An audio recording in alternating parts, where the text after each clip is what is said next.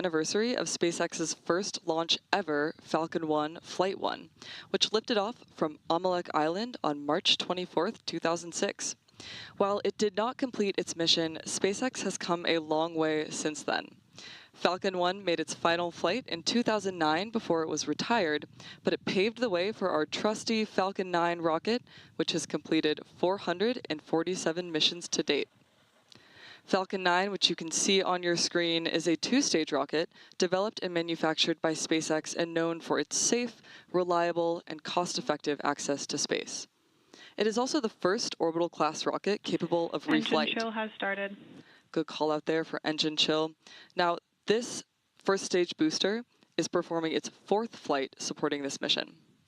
Together, Falcon 9 and Falcon Heavy have completed more than 450 launches and over 380 reflights. Today, this first stage booster will be attempting to return to Earth and land at Landing Zone 4 at Vandenberg Space Force Base. Rapid reusability of this kind drastically reduces launch costs, helps increase launch frequency, and enables a wide array of new government, commercial, and scientific opportunities in space. Lowering the cost of access to space is helping us take... Stage 1 RP1 load is complete. Good call out there for Stage 1 RP1 load. Lowering this cost of access to space is a major part in taking humanity's next steps into the solar system, whether low Earth orbit, geosynchronous orbit, interplanetary, or even deep space. Now, when costs are lower, government and commercial customers can launch more missions, which helps accelerate development. This also helps commercial satellite and private research customers afford to launch more projects to space, which helps stimulate innovation in turn here on Earth. Missions like SpaceX's Transporter and Bandwagon rideshare programs help make access to space even more affordable by sharing the cost of a single launch across many customers. So all of this is to say reusability is the key innovation that is making space more accessible for the industry as a whole. Now back to tonight's mission. Both the weather and vehicle continue to look good for an on-time liftoff. Let's talk about what to expect in the lead-up. Coming up shortly, the Transporter Erector, or the TE, will retract away from the Falcon rocket. The TE is the large truss structure that you see just to the right of Falcon 9 on your screen. The first stage is connected to a launch mount at the base of the TE, but the TE is hinged and will retract about 2 degrees. Tanks are pressing for strong back retract. There's confirmation from Mission Control that we're pressurizing the tanks on Falcon 9 in preparation for that retraction we were just talking about. Now again, the TE is going to pull away just about 2 degrees away from Falcon 9 in preparation for liftoff, and that will begin by opening up the clamp arms around the base of the fairing. So hopefully we'll have a view of that for you in just a couple of seconds. You may also hear the TE referred to as the strongback by our mission control team, and it does a lot of heavy lifting in the lead up to launch. The strongback is designed to transport, raise, and support Falcon 9 to the launch pad. There's confirmation that lowering has started, and we're getting a great view of those clamp arms opening up on your screen there.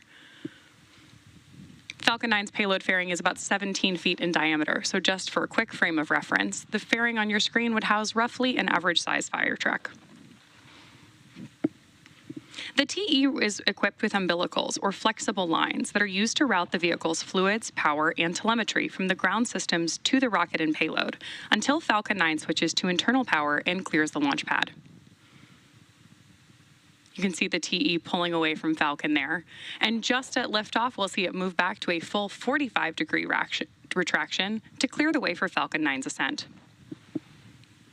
At this point in the countdown, both the first and second stages are nearly fully loaded with 1 million pounds of rocket-grade kerosene fuel and liquid oxygen. The first and second stages should finish propellant loading about a minute apart from each other. We're expecting the call-out for first stage completion at the T-minus 3-minute mark, and the second stage call-out should be at T-minus 2 minutes. As you may have noticed, there are white clouds forming around the vehicle on our launch pad right now. Those clouds are comprised of chilled gas from above the surface of the liquid oxygen tank that is vented overboard to maintain pressure in the tanks as needed. When that vented oxygen mixes with the warmer California coastal air, it condenses into clouds. Stage 1 LOX load complete. There's confirmation of Stage 1 liquid oxygen loading completion. Next up, we are standing by for the same call out on board stage 2. Then at T-minus 60 seconds, Falcon 9 will be in startup. This means that the rocket's autonomous internal flight computers will take over the launch countdown. Then just inside of T-minus 2 seconds, we will light the M1D engines for liftoff. At this time, the payload continues to be healthy, and the Falcon 9 team is tracking no issues on the rocket. Weather is still green, and the range is ready to support our T0 of 11:49 p.m. Pacific time. And with that great view, we are proceeding into the last few minutes of terminal count. Now, as our next major milestone, we're listening in for the call-out of second stage LOX loading completion.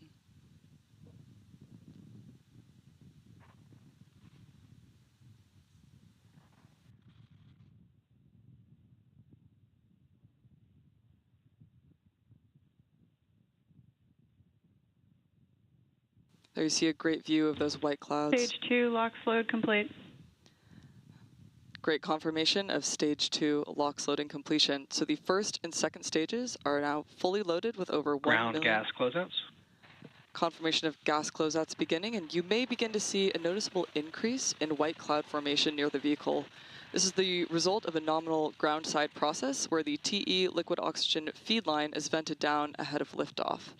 If you listen closely, you can actually hear the sound of that large line venting down on the launch pad. Standing by now for confirmation of Falcon 9 in startup at T-minus 1 minute. Falcon 9 is in startup. At this point, the autonomous flight computers will take over the launch countdown, and stages 1 and 2 will pressurize for launch. Finally, we are awaiting the final go directive from the launch director. Launch director is go for launch.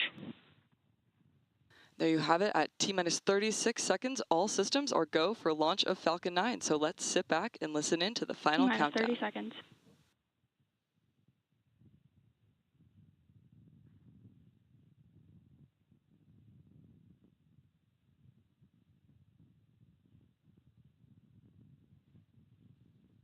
T-minus 15 seconds. 10, 9, 8, 7, 6, 5, 4, 3, 2, 1. Ignition. Liftoff of the Falcon 9. Go SpaceX, go NROL-57.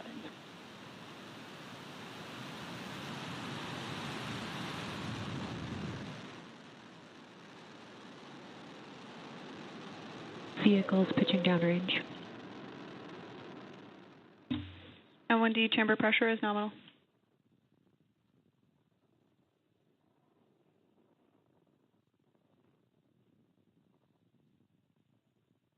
At T plus 30 seconds and counting, Falcon 9 has successfully lifted off from SLC-4E at Vandenberg Space Force Base in California. In case you're just joining us, these awesome ascent views are of the NROL-57 mission for the National Reconnaissance Office. And we had an on-time liftoff tonight at 11:49 p.m. and are getting good news from Mission Control that power and telemetry are looking good on board the vehicle. Falcon 9 is supersonic.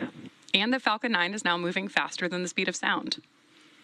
Coming up next, the vehicle will be passing through Max Q, which is the point in the mission profile. Max Q. Right on schedule. The vehicle has experienced the greatest amount of aerodynamic pressure that it will see on ascent.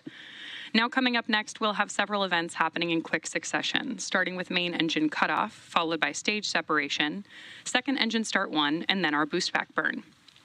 Main engine cutoff, or MECO for short, is where all 9 Merlin 1D engines shut down to slow the vehicle down in preparation for stage sep, when the first chill has started. and second stages will separate from each other.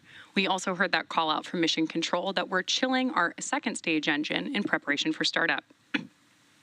The MVAC engine on the second stage will light for the first time during second engine start 1, which we'll hear called out as SES1.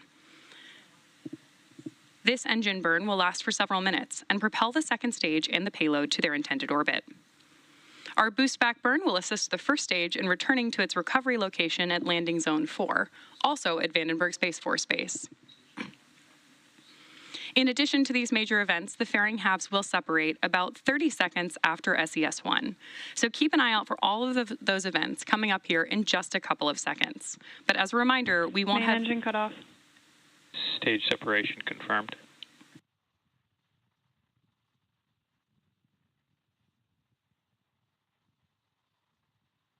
Stage 1 boost back startup.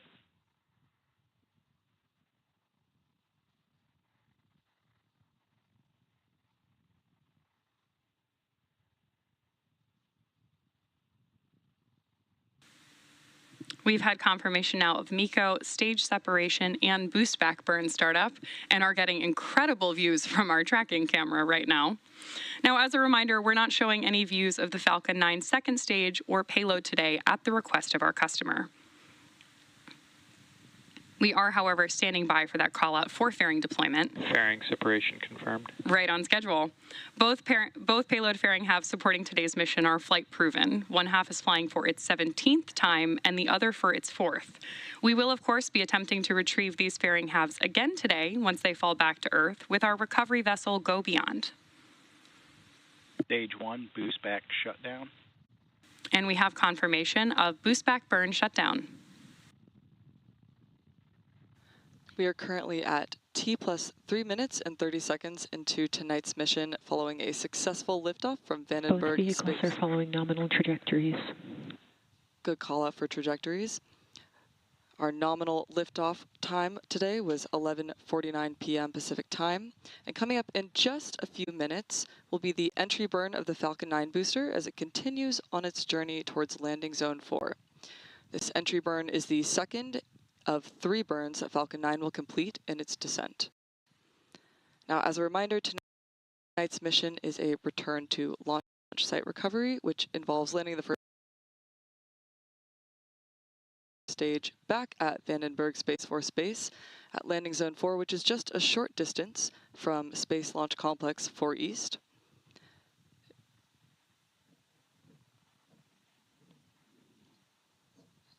Now, to start the entry burn, we will relight 3 of the 9 Merlin M1D engines, which is similar to pumping the brakes to slow the vehicle down as it passes back into the Earth's atmosphere.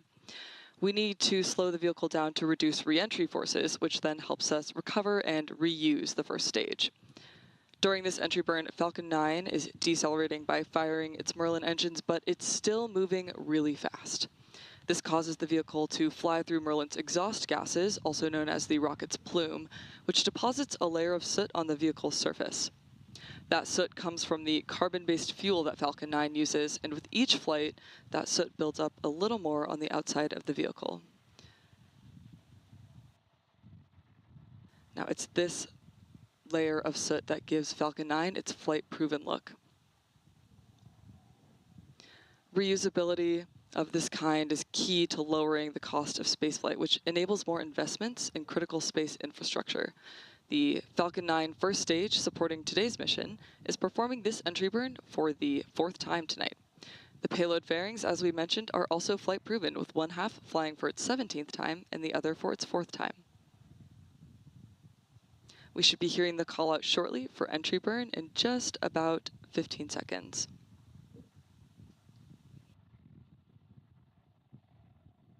Now, as a reminder, we will not be sharing any views of our second stage this evening at the request of our customer, and we are currently awaiting views of that first stage on its descent.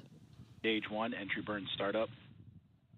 Good confirmation there of entry burn startup. Now, this is, again, a short burn, and it is designed to slow the vehicle down in preparation for its final landing burn.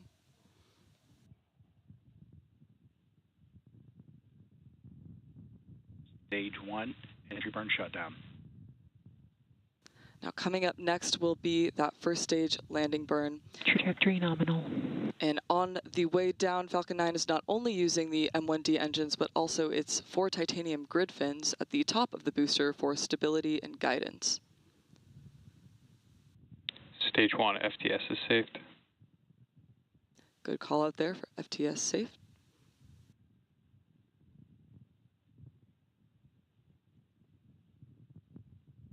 Now, the Merlin M1D engines we've seen firing on that first stage are optimized for sea level performance, and Stage they 1 transonic. each achieve 190,000 pounds of thrust during ascent and descent. So to put that in perspective, Falcon 9 has a combined total thrust of more than 5 747 airplanes at full power. Stage 1 landing burn. Confirmation of landing burn startup. We are now waiting for Falcon 9 to land at landing zone 4. Again here, some absolutely stunning views. Keep an eye out for landing leg deployment just prior to touching down at landing zone 4. This is the final Stage 1 burn. landing leg deployed.